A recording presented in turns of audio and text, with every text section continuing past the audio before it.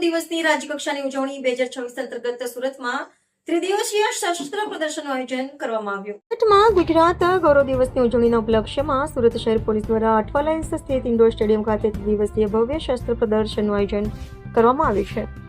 આ પ્રદર્શનનું ઉદ્ઘાટન જિલ્લા કલેક્ટર ડોક્ટર સૌરભ પારગી તથા પોલીસ કમિશનર હુકમસિંહ ગેહલોતના હસ્તે કરવામાં આવ્યું હતું. ઉદ્ઘાટન પ્રસંગે ઉપસ્થિત મહાનુભાવોએ શસ્ત્ર પ્રદર્શનમાં મૂકવામાં આવેલા આધુનિક હથિયારો અને સુરક્ષા દળોની કાર્યપદ્ધતિને નિહાળી હતી.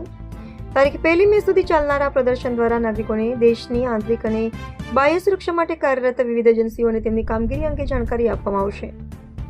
પ્રદર્શન દરમિયાન પોલીસ વિભાગના આધુનિક શસ્ત્રો, ટેકનોલોજીના ઉપયોગથી ગુનાઓના ઉકેલની પદ્ધતિઓ તેમજ વિવિધ સુરક્ષા દળોના સ્ટોલ્સનું પ્રદર્શન કરવામાં આવ્યું છે, જેમાં Chetak commando force, bomb detection and disposable squad team, LCB, SOG, cyber સુરક્ષા, SDRF, marine task force, ATS, PDDS, FSL તેમજ ટ્રાફિક વિભાગના જવાનોની કામગીરીને રજૂ કરવામાં આવી છે.